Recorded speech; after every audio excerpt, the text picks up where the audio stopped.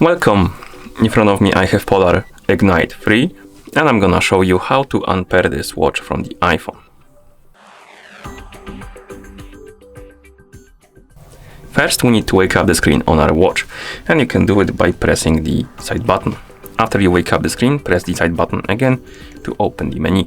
And after the menu opens, scroll through it, find the settings icon and tap on it. In settings, select the general settings, then tap on pair and sync.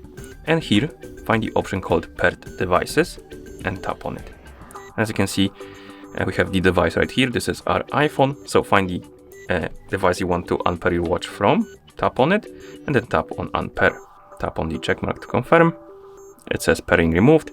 Now we can go to our iPhone, open the settings on it, tap on Bluetooth, find the Polar Ignite 3 on the list of devices, tap on the info icon next to it, tap on forget this device, and tap on forget this device. And at this point the watch is unpaired from our iPhone. Thank you for watching. If you found this video helpful, please consider subscribing to our channel and leaving the like on the video.